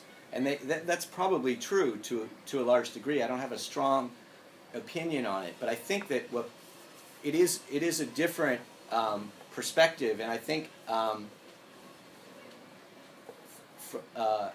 it has some of the advantages that I put in at the end, which is that it's not caught up in its own hypocrisy, but it is incredibly morally vacuous. I think that if you look at the AIIB effort, that is to some degree on the political level between the West and China, particularly between the U.S. and China, a struggle between whose model gets to be enforced. It's a struggle for the states in between, particularly in that case the European states, and the European states are clearly in the U.S. school philosophically, but had some material interests in let's say hedging that bet with the Chinese, and so the argument that they used, an argument that the Americans eventually accepted, is we're going to change this thing from the inside. We're going to make the AIIB like the World Bank and like the other development organizations, in the sense that they're going to put into place all of these sort of strictures of false neutrality, all of these strictures of the development theories which haven't worked over the last 50 years. And again, I'm not saying the Chinese ones are better. I'm just saying that we know that these don't work. I imagine that the Chinese have a different view of how that internal ideological struggle within the AIB and then ultimately within the other development institutions will come out. I think that, I guess I don't have a strong view, but I do think that I think that Western view is strong enough ideologically and does have enough adherence, and I think a lot of the Western states that are in the AIB are serious about doing that. And when you look at the way that the AIB is developing, it is, let's say, it is adopting a lot of those norms, not all of them, but quite a few. So I wouldn't say that the Chinese view will win out, despite the fact that they have this AIB, but I think that is what's at stake. Yes, that's a really interesting point. So first, I never thought about this, so I'm going to think about it more for sure. So I think the question might be, and I don't disagree at all with Jeremy's observations. The question might be I don't know enough about Chinese policy, but a question might be, so what exactly are the Chinese doing? Now, if they're just bribing political leaders, putting money in their pocket, and the money ends up in housing in central London, that's no good. But if they're actually constructing infrastructure which might open economic activities, which a rent-seeking member of the elite might not be able to fully control, probably couldn't, I would say that actually would be positive. So I'm going to think about this more. I mean, because and it may be that a lot of what China's doing, by making activities possible that can't be fully controlled by autocratic elites, might actually be positive. So that's really an interesting suggestion. Thanks.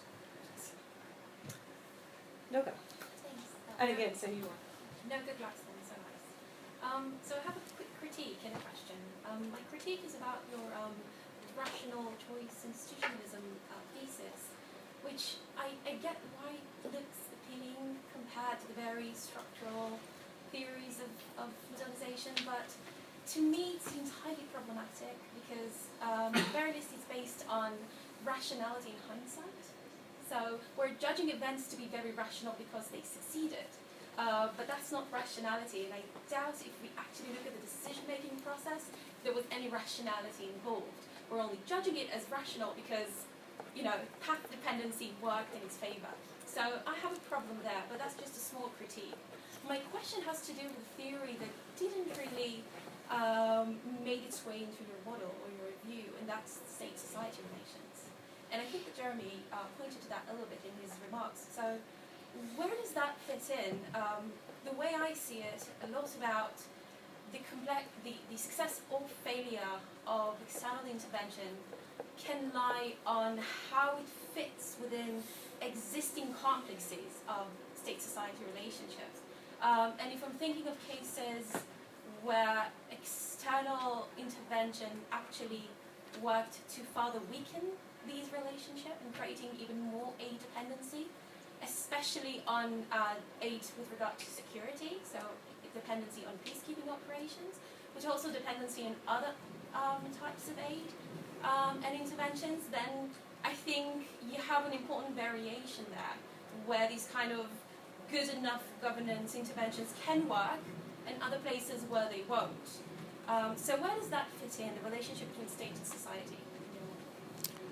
Okay, so let me start with the first question, to which I have, I think, an adequate answer, and the second question where I don't have an adequate answer. So on this first question about rationality, okay, I do think this is just a semantic issue. So this rat choice argument is not saying that these decisions which led to more open access orders were kind of the result of rational calculations. It's saying they're the result of self-interested calculations which happen to have a good outcome.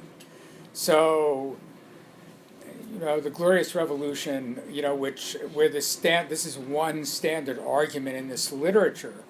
So what 1688 does is create a situation in which the English king cannot arbitrarily borrow money. And the problem with the king arbitrarily borrowing money is that people that are lending the money know that you can renege on sovereign debt and there's nothing you can do. And by having some constraint on the king's ability to borrow money, which came from the Parliament and then from the Bank of England, you created a situation in which the English were able to borrow money at much lower interest rates in the 18th century than the French. And the English end up winning this long war, ultimately triumphing over Napoleon, even though if we went back to 1700 and asked which one of these states had the most capacity, France had a larger population and greater wealth, but the French kings were not able to tap that because they were engaged in they could engage in arbitrary activity, which meant that they had to pay very high interest rates for sovereign debt. There's nothing rational about that. The guys who were lending money to the king, you don't want to end up like the Fuggers. The Fuggers were great. They were incredibly successful part of the 16th century. They built this nice village near Augsburg for poor people, and then they ended up bankrupt because sovereigns reneged on their debt, because the emperor reneges on his debt. So it's an argument that it's all self-interested and not based on some rational calculation that we're trying to create greater governance. Okay, that's a question I have an answer to. The state-society question, I don't think it's wrong. I just don't know how to deal with it, because to deal with it adequately, so it's true that if you're looking at these theories, they're not doing much with state-society relations at all, not any of the three of them. But the problem here, look, it's just a huge problem for comparative politics, which is what kind of taxonomy do we have for, as you said, let's say if we could adequately describe different kinds of state-society relations, beyond just, strong society, weak state, this Migdal formulation, that would be very helpful, but honestly, I have no idea how to do it. And so it's true that, in these theories, the society is just treated as sort of a fragmented set of entities, or at least not something where you can say something systematic about it. I just don't know how to say anything systematic. Do you? I don't. Think about Really? Yeah. It's not just Yeah. very rigorous. Yeah. At the very least, right, you just did. Let's take the extreme case. We can start with the extreme case of very disconnected state society, right? If we start from this extreme case and we work forward with a very disconnected state society where aid and external intervention is linked to the state and or to the society, then you see different relationship emerge between aid and state or aid and society. So if we start with those extreme cases, we can work our way there. Okay, so I think there are two issues, and one deals with thinking about sovereignty. So sovereignty is a set of practices that evolves in Europe over several hundred years, and then it gets plopped down on the rest of the world. And sovereignty has these, I would say, three components. One is external recognition. The second is domestic autonomy, that's Westphalian, Vatelian sovereignty, and the third is effective domestic governance. Well, there's every mix of those three things in contemporary political entities. If you look at Taiwan, you could say effective domestic governance, effective autonomy, but not international recognition. But the central characteristic here, and Jeremy really alluded to this in his comments, is that you have sovereignty plopped down, and the one thing sovereignty gives you is it gives you international recognition. International recognition is a great thing, because you can enter into treaties with other entities, you can become a member of the World Bank, you can get foreign aid, you can get lots of stuff, which if you're governing the state is a good thing. And the way in which you've had interaction in the contemporary environment, as Jeremy says, you look to the state as that's a sort of natural place to go. But in fact, you have many states which have international recognition, might or might not have Westphalian, Vatelian autonomy, but don't have effective domestic governance. So once driving around Khartoum, all right, the buildings aren't as nice and elaborate as they are in Washington, but they say exactly the same thing, Ministry of Education. And I remember we had a meeting in Khartoum in which half of the Sudanese delegation were women, so they knew what we wanted to see. But it doesn't mean that it's functioning in the same way, but we don't have much as external actors. It's pretty difficult, to understand what these societal relationships are. That's the one thing I would say. The second thing I would say is, and this is an empirical claim, and I'm not completely sure that this is accurate, but it's not clear to me that if you're an external actor that you can be that effective in aiding autonomous social groups in essentially rent-seeking extractive regimes. Because a government, it has this big pile of power, which is it can arbitrarily kill you or arrest you. And so you see now autocratic governments prohibiting external actors from funding NGOs within their countries. So I'm not sure. So I think if you had a civil society which was robust enough to actually operate autonomously from the state, you're kind of in this middle set of countries to begin with. But in any event, and for me the big problem is I just don't know what this is a problem for comparative politics or for political science in general. We have no adequate taxonomy in which you could say, here's state A and it fits into this category, X, Y, and Z, or however many categories we have. We just don't have that. Robert is next, but did you want to add a comment on this? Yeah, I guess. I sort of agree with your central insight that state-society relations are the critical piece. But I think, regardless of the way that the theory is treated, within the governments and the institutions that were attempting to do these external interventions, they were extremely focused on state-society relations. It's actually the central focus, and that's, I think, one of the things that my remarks tried to get at. But I think that even for them, Professor Krasner's problem was completely destructive of those efforts. They had no ability to systematize this stuff, to learn comparatively across cases. They would make one mistake in one place and a completely opposite mistake in the next place. And I came to the conclusion that a lot of the reason was that, by definition, when you're involved in one of these interventions, you're involved in a place where the social contract is breaking down, or already has broken down, and in which there is incredible flux, which has so many local dynamics to it, to the state-society relations, that the external actors are just, in the first instance, never going to get ahead of them. And in the second instance, they're going to be instrumentalized in the struggle. And what we've seen is they're instrumentalized, not exactly in the same way, but they tend to be instrumentalized through their relationship to the central state, because that is the only way that we understand how to, and that is about us. It's the only way that we really understand. And it's all well and good, and I saw this 1,000 times in the government, for people to say, well, we need to have a relationship with the society. But the truth is we had no idea what that meant, and no capacity to operationalize it, even if the theory was right. Yeah, can I just, this is an anecdote, which I don't think Drew will disagree with. So the first time I went to Afghanistan, I had a meeting with, these were mid to high level government officials about, and it was a breakfast meeting, I wanted to talk about the narcotics trade. And all of these guys said, oh, horrible thing, we're doing everything we can to prevent it. And you're just listening to this, this was complete BS and crap. But, as people become more sophisticated, they can spin you more effectively, and you really just don't know what you're dealing with. Robert, again, if you introduce yourself. Robert Faulkner from the NBC.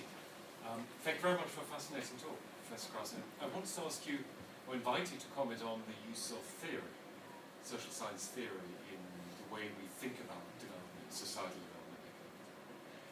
I do this very consciously here at SOAS, where, of course, the study of regions and regional specificities is perhaps more cultivated than other universities.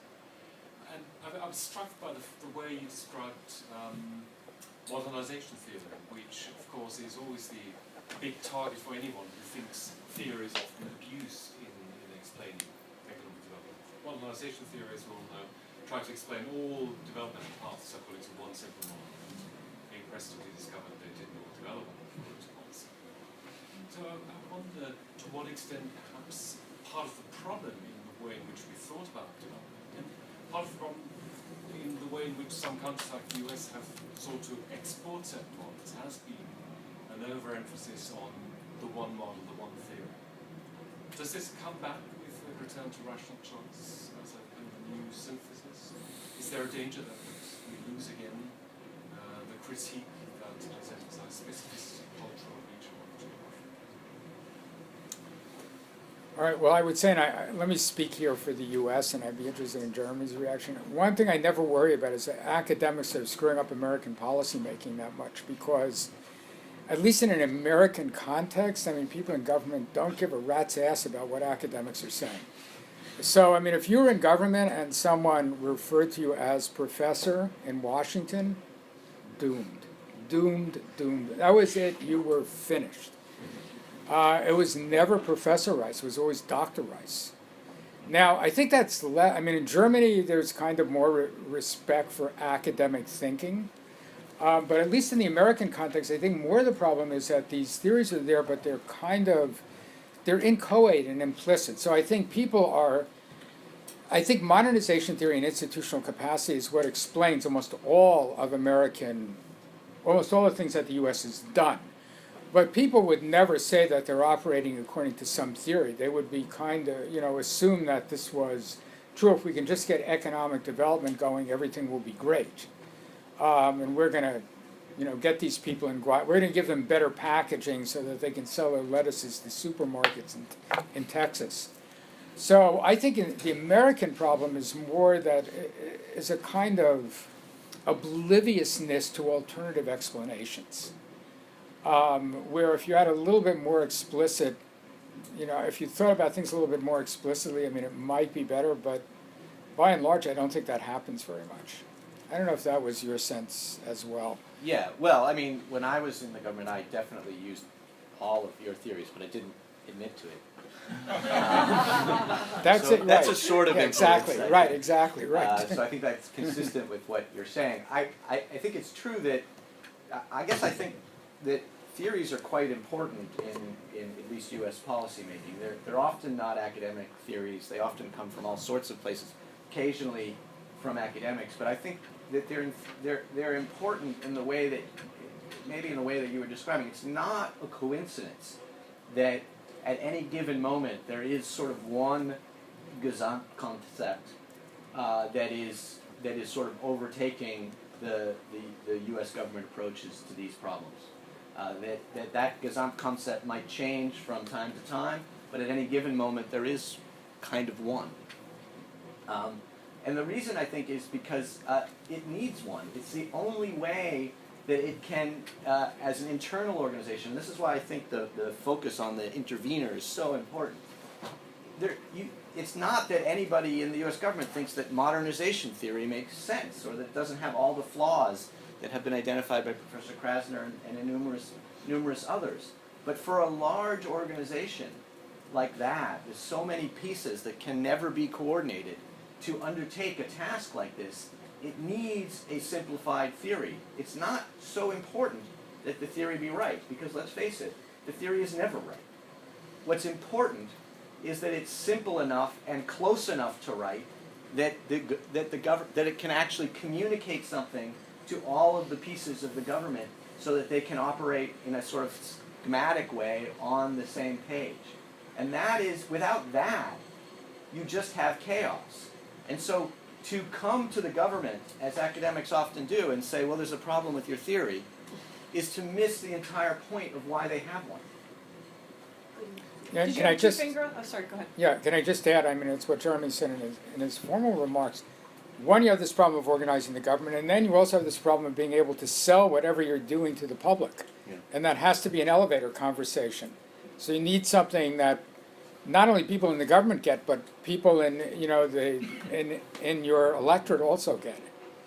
And therefore you're driven to, okay, Wilsonianism, that was a very clear theory. People understood it. Based on modernization theory, you could grasp it, you could organize the American government around it, and you could talk to the public about what you were doing. And, it looked fairly good in 2002, and by 2006 it had very much fallen apart. Okay, But would have been, can I say, it would have been very different. The one thing, if you excuse me, that I can say, there aren't, and when you're sitting in government, you see it's, you're an academic, you're writing stuff looking backwards.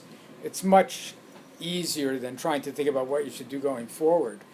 But I would say if you look at Bremer's decision to dismantle, I wasn't in the government at the time, but to dismantle the Iraqi military and the Ba'ath Party, you saw that was really stupid. And if you knew anything about what happened in Germany and Japan, the U.S. did just the opposite. But people in the government were thinking, oh, we were successful in Germany and Japan, and by the way, look at what happened in Eastern and Central Europe after the Soviet Union collapsed. We can do this. So there was an implicit theory there, and it was something that the public could grasp. It was just wrong. We have 2 questions, 4 or 5 minutes. Is yours 2 finger? Yeah, Like but direct follow? Yeah. Direct one follow. already knows one. Okay, so then you're next. If you say who you are. I'm Tian. I'm from CISD as well. Master's student. So basically, my question is also to do with the foreign policy implication of your getting getting this government theory. So would you say that it's an alternative to democratic peace theory in a way that you think getting enough governance all over the world would create stability rather than having democracies? And in that way, would you say that the Western or American foreign policy has actually, rather than promoting democracy, they're actually more of a liberal expansionism? If you're not doing it like in the correct way, then it only creates further instability. Actually, my question is kind of leading Okay, we'll on take, that. yeah, that's good, we'll take both of them. And if Okay. you say who you are. Jeremy Larkins from Goldsmiths. I guess I'm just wondering whether Professor Krasner's concept of good enough governments leaves anything for the kind of liberal humanitarian paradigm that has kind of dominated certainly the United Nations thinking and international relations. I've been teaching my students about concepts such as responsibility to protect, human development, and it seems that you're taking one or two elements possibly from the human development paradigm, but largely there seems to be a kind of death knell for that sort of liberal project. Am I right in thinking that? So the answer is yes, you are. But I think But it's What not I- his theory that killed it. what I need to think about more is to make the argument that I'm making in any kind of convincing way. I mean, what you'd have to show is that making these commitments to, say, R2P, or even to some kind of humanitarian intervention, actually makes things worse. And I could give some stories there, but I haven't thought that through systematically. But yeah, I mean, so I'm assuming, yes, that this is certainly a different alternative theory, and says that you're not going to be able to get those things, and trying to get those things is a mistake, and we'd be better off thinking about things that we could get, tolerance rather than inclusivity. But I have to think through this question about whether or not trying to get those things actually makes things worse. I would certainly say, if you look at it, just writ large, Iraq and Afghanistan, the U.S. made things worse by having too ambitious a set of objectives. And even if the U.S. government had been willing to commit many more resources than it did, you still wouldn't have gotten what the administration hoped to accomplish. And the result of that was something that's tremendously chaotic, and a lot of people have died. But I have to, I have stories, but I don't have a systematic argument. Good enough governance versus democratic peace. All right, so what I would say is that, the problem with democratic peace theory, without going into, why it might actually work, I think it's fine, but you're not going to be able to get there from most places in the world. And the big challenge in the contemporary environment is, if you're thinking about the global situation, the problem and the threats are not so much problems that arise from conflicts among great powers, some of which are democratic and the others of which are not. They're problems, they're what I would describe as black swan problems, that is low probability, very consequential, impossible to know what the underlying probability distribution is. They're black swan events that arise from a disconnect between underlying capabilities on the one hand and the ability to do harm on the other. North Korea is an easy, extreme example of this, but in 5 years, 10 years, the North Koreans will be able, now they can kill tens of millions of people in neighboring Asian countries. In 10 years, they'll be able to kill tens of millions of people any place. And if you look at North Korea's income, it's I think it's 1% out of the U.S. So I think the problem is more it's a problem of domestic order. Now, it's not that North Korea is a disorderly regime, but the problem in the contemporary, in the past, you always had, the ability to do harm at the level of warlike numbers of deaths was always closely related to states' underlying capabilities. So the major powers were the ones that could really kill a lot of people. Now, you can kill a lot of people without having very much in the way of underlying capability at all. And it's not just in disorderly states. Gabriella Bloom, who's a law professor at Harvard, motivates one, I think this is a chapter in the book she wrote with Ben Wittes, but motivates one of the chapters by saying, you're an American MA student studying biology.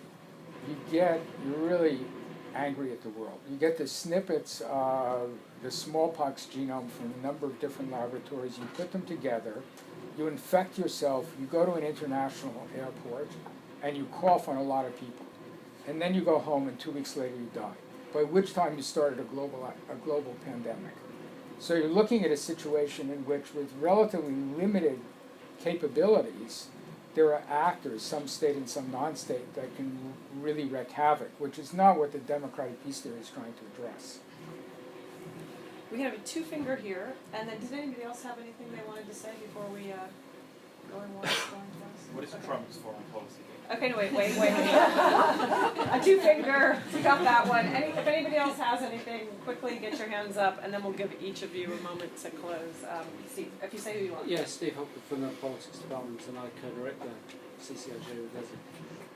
I was surprised toleration came up, and in your answer on the democratic peace, you could make the same answer about toleration. I imagine you may have been hassled giving this talk by people saying, what about human rights, what about, and so toleration... Only in Europe. Yeah. Toleration is an answer to that, which is, okay, there is a normative scheme here, it's not all entirely... But so my question is simple, which is, but in the end, won't toleration commit you to a version of modernisation theory? Because in the other two models, either various forms of religion have to be instrumentalised by political actors in order to build their social coalitions, or in the institutional capacity, the state, there's a version of this institutional capacity model which the state too benefits from being able to privilege one religious actor. So is toleration eventually doomed too? Because it will, if it's not going to be instrumentalised, you need a liberal state in order to protect it. Nobody else? Anything else? One last comment. I'm sorry, I had to Zoom with it. Oh, okay. Sorry.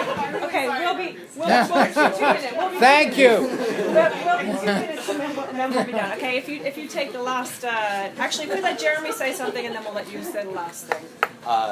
Yeah, I don't have much to add. I think that I should not have taken any more questions. The democratic peace theory, I think, is an interesting question. From my perspective, I don't think that these two things actually are at odds with each other, but I think it illustrates a fundamental problem we have. If you accept democratic peace theory, which actually largely I do, and it's rare for me, it says that democracies don't fight. But then the conclusion from that a lot of people drew in the last 25 years is, so let's create democracies so they won't fight each other. And actually that doesn't follow from the theory. It doesn't mean, you don't quite understand that, and I think we do this quite a bit. We see a good outcome, and so we try to create the good outcome, and we don't understand actually that the good outcome came from the fact that it developed, that it developed in a specific way that we didn't understand. And so I'll end it. Thank you. Yeah, let me say it so quick. I mean, the lesson in democratic peace, I mean, we know empirically, look, democracies don't fight each other that much. Well, there's a little bit of an argument with that. But they fight a heck of a lot. It's just that they fight non-democratic states. So having, some democracies, but doesn't mean that you're going to have peace. Instrumentalized, yeah, I agree. I hadn't thought about that, but I agree with you. And It would have to be instrumentalized, so there would be a limit to, and that's what I would assume. But there is a situation in which, look, you're not just arbitrarily killing people, but it doesn't mean that you're going to give whoever is getting that level of tolerance, sort of discretion to go out and engage in creative destruction that would upend the political process. But yeah, it does mean you'd have to instrumentalize it, I agree. Trump? No. Don't say I wasn't willing to say anything, Thank you, Jeremy. We should chat outside afterwards. Thank you so much, Professor Krasner.